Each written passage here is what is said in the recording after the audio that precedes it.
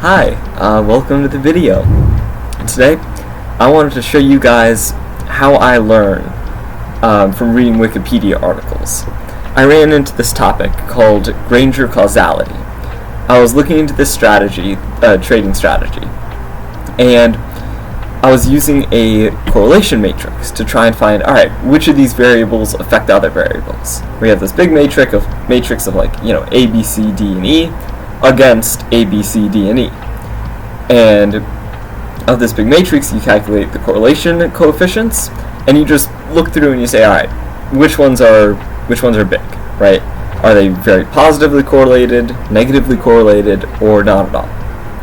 And I was doing this research, and the strategy ended up not working out. We would have needed to have some really high-speed trading to be able to be efficient, at all. So I had to put that project aside, but it made me think that, hold on a second. Sometimes things aren't perfectly efficient, right? Markets aren't perfectly efficient, where information takes time to flow throughout the world from one market to another. And so there might be some markets out there that predict what another market will do within, 2 days, or maybe within 5 minutes. But it's a really strong predictor. So I was looking around, how do you test this? And I ran into Granger Causality. So I wanted to give you a little background first. Here we go. Just because I've read the intro to the Wikipedia article, so I wanted to give you guys the same, the idea of what it is, and we can go and read it together. And everything else in the article is new to me. So let's say we have these two time series of data, right, where you imagine the sine curve and the cosine curve are just an infinite number of points on that line, that make up the line. Well, when we're looking at it, let's hide this one. If we look at these two curves, right, cosine of x minus pi over 2 and sine of x, and we say what's the correlation coefficient? Well, easy, that's 1. They are perfectly correlated. Well, that's a side picture. Over this interval, they are perfectly correlated, right? And if we then hide this and we go and say, alright, what about cosine of x and then sine of x plus 2 pi? Well, again, they're just the same line. And so if we were to look at correlation over this period, we'd get a really high correlation coefficient. But the problem is when we look at sine of x and cosine of x. If we were just looking at correlation, the R value for these two time series would be kind of low. Right? If I were getting all these data points in, we would say, I don't know if there's a relationship between the two. Now, we can visually see that there is a relationship, right? This curve is just the other one shifted over by plus or minus pi over 2. However, a correlation coefficient doesn't show that. It would say that the relationship between these two time series is kind of weak. And so that's where Granger Causality comes into play. So let's pull up the article here. Now, so this is sort of what I was talking about, where they have two identical sets of data, and this is a bit more realistic looking, if we can zoom in here. Yeah, so this might be what a stock price looks like in actuality. And so we have, some stock X and Y, and we can see the movement in X predicts, the movement in Y. And again, if we were looking at correlation, it wouldn't give us a good metric, because right after point 30, we see it going down, and we see it going down as well.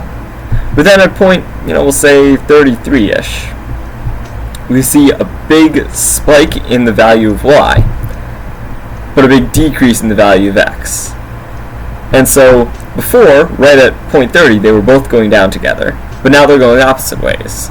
And you can find a bunch of instances of that throughout this little piece of data here. And so if you were to just look at correlation, again, they would say these two things are not very correlated, even though there's a very clear relationship between the two. So let's start reading. First things first is we can use settings here. Some people like it. Honestly, I don't mess with it. I like light mode when I'm reading. Some people are dark mode only. Not for me.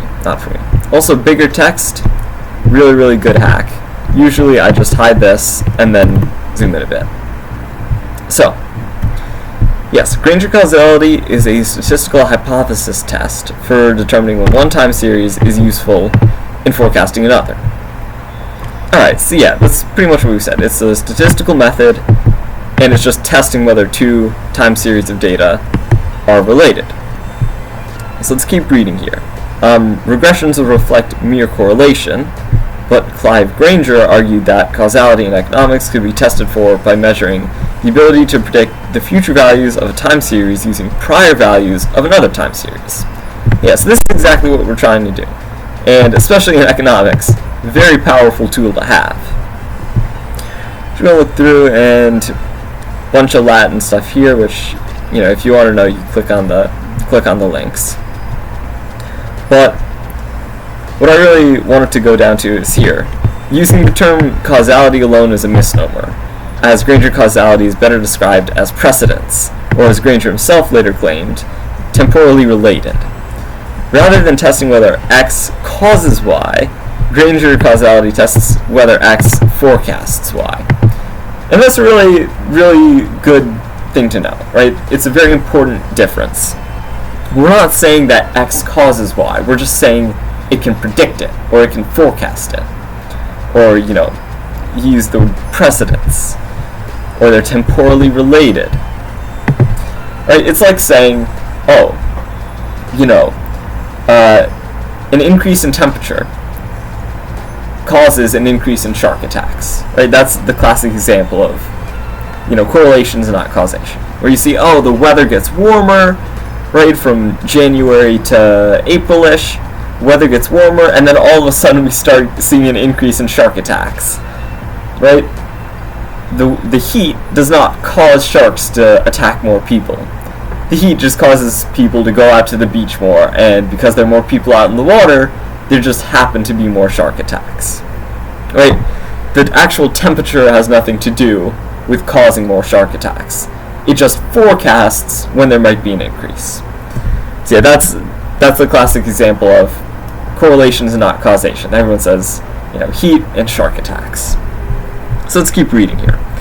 There's some stuff about t-tests, f-tests, or on lagged values. I don't know what that means.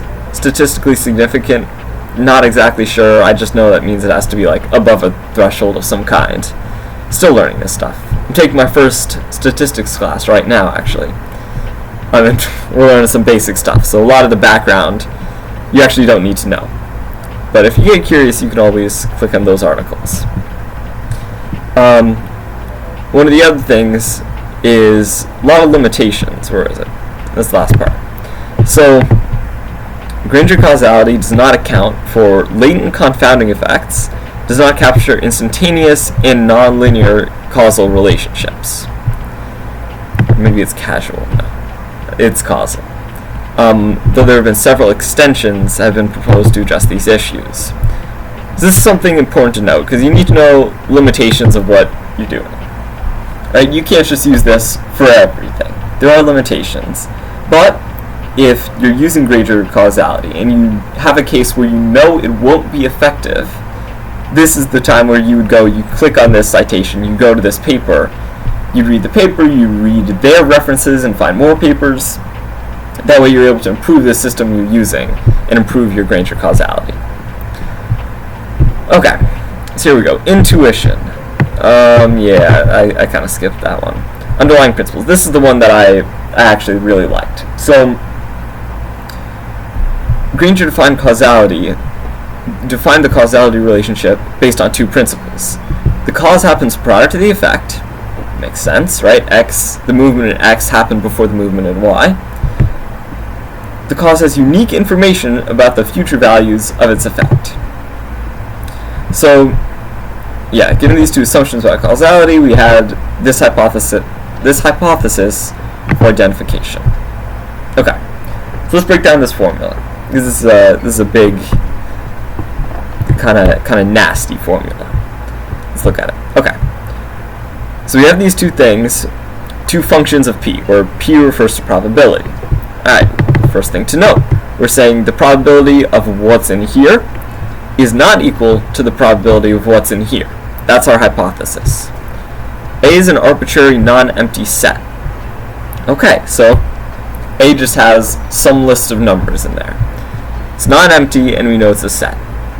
Then we have this fancy I of t and I minus x of t, which respectively denote the information available as of time t in the entire universe and that in the universe in which x is included.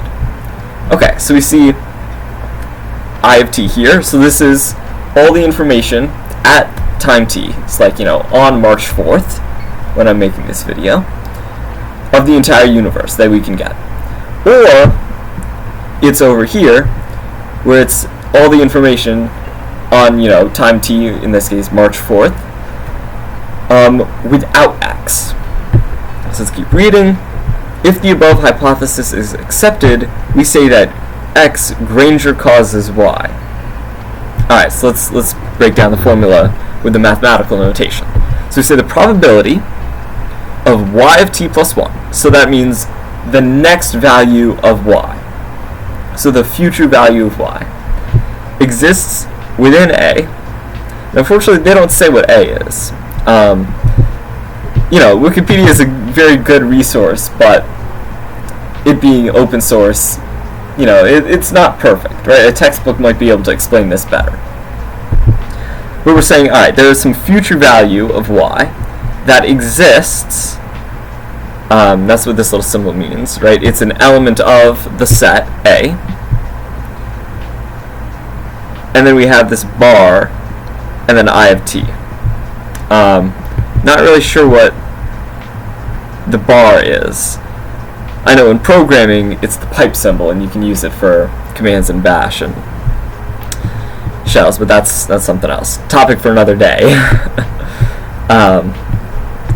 Yeah, so I'm not really sure what they mean here. Maybe it's probability for all of y of t plus 1 that exists in A given this information. I don't know.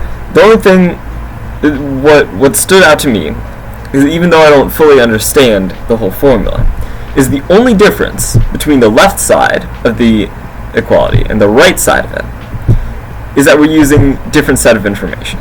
So we're basically saying the probability of whatever this is and the information of the entire universe that we have available, if it's not equal to the information of, whatever this is, and the information without x, then we know that x Granger causes y. So basically we're saying, alright, if our probability is different without x, we know x holds some information about y. Right? If we're predicting it worse or better, right, we know x holds some kind of information about y if those probabilities are different. If they're not different, well then x has nothing to do with y. Right? If they're the exact same, it doesn't matter. So this is our hypothesis for identifying causal effect. Okay, so again, I sort of glanced at this and I read the top part. So let's really get into it now. This is the good stuff. Okay, method. Actually, we can look at contents here. Mathematical statements, multivariate analysis, limitations, extensions, in neuroscience, in computing. Okay, so we're going to skip the neuroscience section probably. Extensions we might glance at. So it seems like methods is a good section to read. Okay. So let's go. If a time series is a stationary process, the test is performed using level values of 2 or more variables. If the variables are non-stationary, then the test is done using the first or higher differences. Okay. Is using the level values of 2 or more variables. Not sure what a level value is. And if a time series is a stationary process is a stochastic process whose statistical properties, such as mean and variance, do not change over time. Ooh, well, okay, so this is not for us, because mean and variance do change over time when it comes to stocks and pretty much every financial asset out there. Okay, the variables are non-stationary and the test is done using... Okay, so that's what they're saying. So we're going to be doing the test using first or higher differences. Not sure what that means. Maybe they explain it later. Okay, so let's keep reading, looking at this stuff. More stuff I really don't understand. That's okay. Any particular lagged value of one variable is retained in the regression if... Wait, sorry. This is a whole thing. Because it looks like this is just one sentence. So that's fun. Alright, let's break it down. Any particular lagged value of one of the variables is retained in the regression if, part 1, it is significant according to a t-test, and 2, it and other lagged values of the variable jointly add explanatory power to the model according to an f-test. So I guess we did need to know what a t-test and f-test was. Then the null hypothesis of no Granger causality is not rejected if and only if no lag values of an explanatory variable have been retained in the regression. Okay, so let's go through it again. We're saying any particular lagged value, so if some of these variables are retained in the regression, if they are significant according to a t-test, and if the variable with some other variable jointly, like together, have some explanatory power according to an f-test. So we're basically saying, alright, if the variable is useful either on its own or jointly with another one according to our tests, then we keep it in the regression.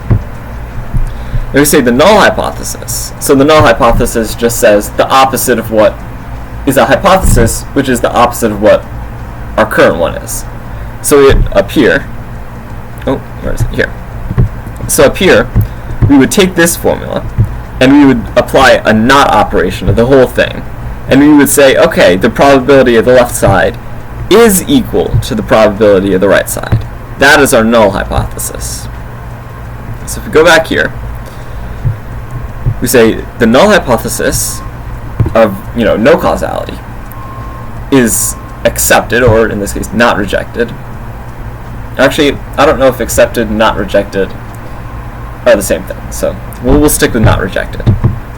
So the null hypothesis of there being no causality between the two is not rejected if and only if no lagged values of an explanatory variable have been retained in the regression. So if no values have been retained. Okay. So basically saying there's no causality if our tests up here, right, there's no causality if none of the lagged values of our variables have been kept in the regression. And they get kept in the regression by passing our tests. So we're saying, alright, the null hypothesis, no Granger causality is not rejected if and only if there's still some variables that pass the tests. So we're basically just applying these tests to see if they have predictive power. In practice, it may be found that neither variable Granger causes the other, or that two variables Granger cause each other. Now that's interesting. I wonder how two variables Granger cause each other. Because you figure you have something like this, right, where one just... I guess this is an example of two variables, going and predicting the other one, forecasting the other. Because you could say, alright, the value of one in our we'll call this one y1, and we'll call this one y2. Right, so now it's two different variables, right, with a time series of data. So in this case, we would say, alright, at y1 at time 0 is 1, and it's going to forecast that in one step y2 is going to be at 0.93 something. Right, but you could also say the inverse, where at time 0 y2 is at 0, and that forecasts negative 0.37 in 2 time steps in y1. So I guess these two would have a Granger causal relationship with each other. So that's pretty interesting. Looks like a linear combination. First thing I see, just look, linear combination. I learned that a couple weeks ago, so it's fresh in the mind. Okay, x and y are stationary time series. Again, remember, that means mean and variance don't change. Again, not what we're going to be doing, because mean and variance do change over time with stock data. I actually don't even know how that would work, but it doesn't matter. Okay, so to test the null hypothesis that x does not Granger cause y, one first finds the proper lagged values of y to include in a univariate autoregression of y. Okay, so we're finding lagged values, which is y of t, so it's a of 0 plus the previous step of y times some constant, all the way back. Okay. Very interesting, very interesting. So the next autoregression is augmented by including lagged values of x. Okay, I'm not exactly sure what this is doing.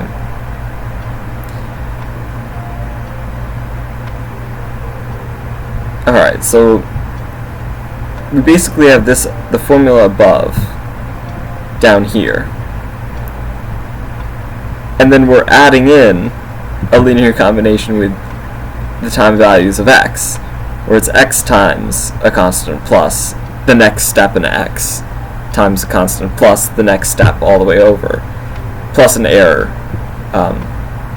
which error terms are always good to include because there's lots of random noise in the data you're going to be collecting in pretty much any field that you use this for. Okay, one retains in this regression all lagged values of x that are individually significant according to their t statistics, provided that collectively they add explanatory power to the regression according to an f-test. Nation above, p is the shortest, q is the longest. Which is significant. Null hypothesis. X does not cause y is rejected. Okay. I understand now. I think I get it. Alright, so we have this top one, which is the left side of the equation. Right, this is all our information about y's, going from y of 1, or y of t minus 1, all the way back to t minus m. That's our left side. Or sorry, that's our right side, because it doesn't include x. Then on the left side is the exact same thing, but including the information about x. So this includes the information about x, because this is the entire universe that is available to us. Okay, so then we do autoregression, or univariate autoregression of y here. Is a process, blah, blah, blah. I'm just assuming it's a kind of like linear regression, like we're just trying to regress it to the right value. And then we do autoregression again, including lagged values of x.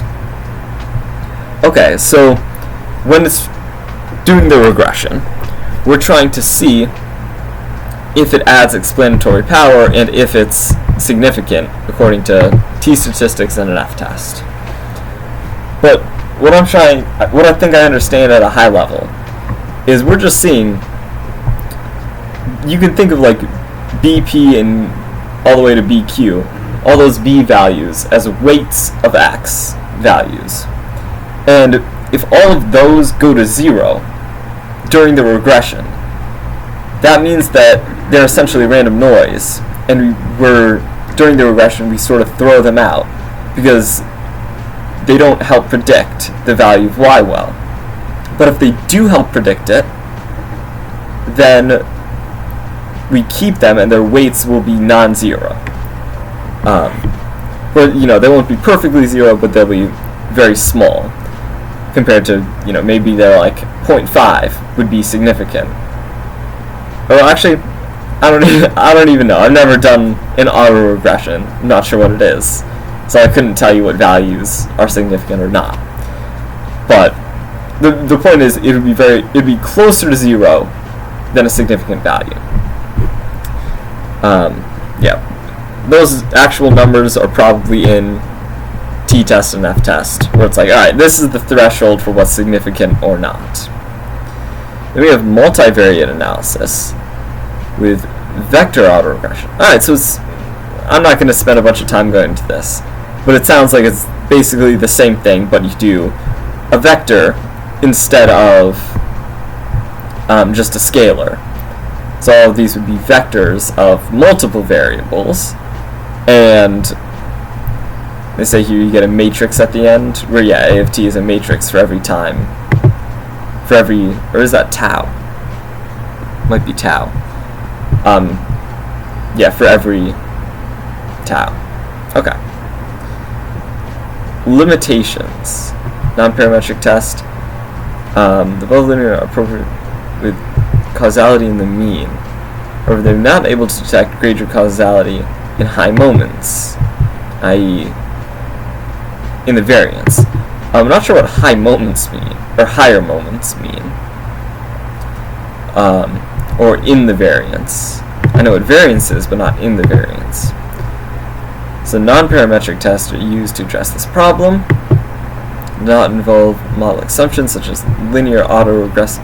Oh, so they're also saying the definition in these tests is general, and it's not also including modeling assumptions in the other models we use. So maybe there's assumptions we make and limitations in the t-test or the f-test, or in the autoregression, or in the multivariate autoregression, or vector autoregressive model, VAR. So yeah, they're basically covering their bases and saying, okay, try using non-parametric tests because, all of those limitations are not included in the definition of Granger causality. So let's see. Yeah, any model assumptions such as linear autoregressive model. And it can be used as a diagnostic tool to build better parametric models, including higher order moments and or nonlinearity. Okay, so this has to do with, at the top, we read that they have limitations. Oh, that's not the top. Up here. Latent confounding effects, instantaneous, nonlinear relationships. Those are the three big limitations they wanted to put. So it sounds like non-parametric tests can be used to help improve your parametric models on nonlinear relationships. To read more, we would check this out. Is there symmetric? Yeah, okay, so there you go. Nonlinear causal relationships is what they're talking about. Of course, to know exactly what it is, you just read the abstract and call it a day. But me learning from a research paper will be another video. Alright, so limitations. Alright, as its name implies, Granger causality is not necessarily true causality. Yes, we talked about it at the start, so you sort of skip. Alright, if y are driven by a common third process with different lags, one might still fail and reject the alternative hypothesis of Granger causality.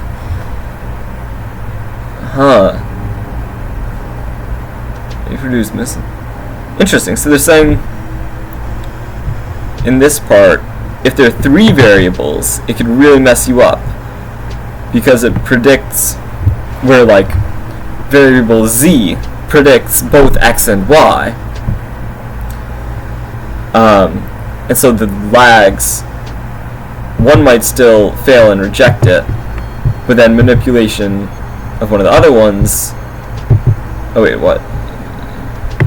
designed to handle variable pairs, yet may produce misleading results when the true... Oh, okay, so they're saying maybe they go and they say, alright, it's not causal, there's not a causal relationship, even though there's that third variable z that's causing both x and y. And so you might stop looking further after having to accept the null hypothesis. Okay. It can be considered true causality screening off notion. I'm not sure what that guy's off-screening notion of probabilistic causation is, so I don't know how to take it into account. Other possible sources of misguiding test results are not frequent enough or too frequent sample. Really? Too frequent? That's interesting now. Not frequent enough makes sense. Right? If you imagine you only sample, we'll just do the sine curve. If you only sample the sine curve every 2 pi intervals, right, you're going to get 0, 0, or I guess every pi interval of pi, right? 0, 0, 0, because this is roughly pi. Or, 3 pi, 2 pi. So you would say, oh, this variable y2 is just 0 and has no predictive power at all of y1. But I didn't know too frequent sampling was able to lead to misguided results.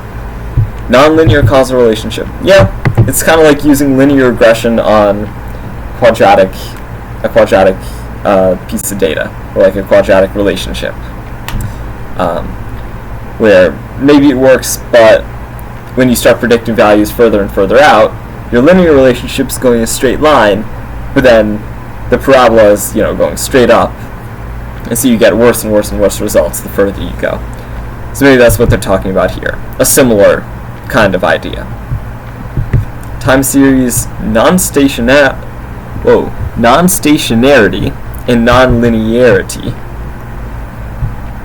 Wait, one possible source is... Alright, so if they're non-stationary, if they don't have stationarity and they don't have linearity, they may cause misguided results. Okay, is that not... Did we not just say nonlinear causal relationship up here? I think we did. But I guess non-stationary. Which is odd because they... Where did they talk about? We talked about non-stationary before. Here, yeah. If variables are non-stationary, then the test is done using the first or higher differences, using the levels of 2 or more variables. So I'm not exactly sure what this means at all, then, because it's not really telling me how to do it. And the limitations is saying if it's non-stationary, right, this test doesn't work. But I'm not sure what it wants.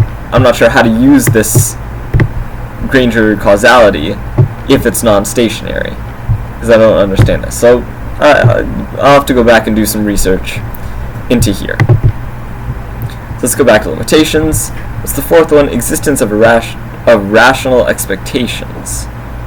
Interesting. Existence of rational expectations. Oh, wait, no. That's like saying... Are they basically saying if you expect something to happen and then it doesn't, you might, like, say the test isn't useful? Because they're saying a possible source of misguiding test results are existence of a rational expectation. So, alright, yeah, they're basically saying people are dumb, and if they think something is going to happen, they're going to, like, either use the test to prove it does, or if the test says it isn't a causal relationship, or it doesn't prove what they want it to, they'll just throw it out. Yeah, that's an interesting thing to include, I gotta say. I feel like that's some basic stuff, but they link an article to...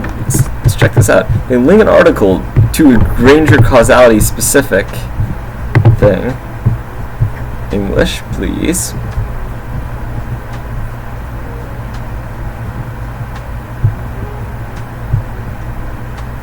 Interesting. The review of literature shows that when investigators know prior knowledge of the research phenomenon, no result of Granger causality test has any epistemic utility due to the difference of possible interpretations.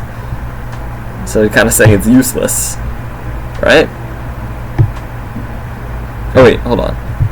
Methods to infer causal relations from data, rather than knowledge or mechanisms, are most helpful and exploited only if the theoretical background is insufficient or experimentation impossible. Methods used to infer causal relationships from data is most helpful. Wow, so they're saying this is most helpful when you don't know anything about the system and you can't test the system. You just have the data. Oh, that's, hey, good to know. That's why you do it. A similar test involving more variables can be applied with, yeah, we talked about that earlier. Validity of the test has been challenged in academic literature. Not even the most fundamental requirement. Causality test. Granger allows one to predict the past from the future. Well, yeah. I mean, this kind of makes sense, because then you would just flip the relationship and go the other way. So I kind of disagree with this, where this is an argument against it. I don't really know. Because you just reverse it and then find it. Oh, actually, no, because of this, I guess you couldn't say if the future predicts the past, you couldn't say the past predicts the future. But okay, another limitation. We have extensions, which we could look over, but time varying, dynamic. Alright, so it's dynamic time varying, so you don't need to have standard intervals, I guess. Bunch of other stuff. Let's skip down to in computing. Oh, they have Python package. Hey, look at that. Would you look at that? Pretty cool. Let's see where these take a look at. So, Python and R, right? The two most common languages for statistics. Personally, excuse me, I know Python. So, yeah, I guess stats model is the library I would use. Really helpful. I didn't know Wikipedia does this. And we have a couple other things to look into to explore more. And of course all the references. So yeah, that's me learning about Granger causality. Of course, that's not all I'm going to do. I'll probably read through it one more time, take some notes on it. That way I have a place to refer back to, sort of synthesizing the whole article down just with the important formulas, the important information, things that I found that are going to be really useful in the future. So that's what I'll do. I'll take some notes, and then of course go through and read some of those articles that I pulled up, where they talk about causal relationships in econometric models. Well, it's pretty useful. It's kind of what I do, or kind of what I want to do. So maybe I'll go through, read a couple of those papers. And again, reading papers, that's a whole nother video. But yeah, so thank you for watching.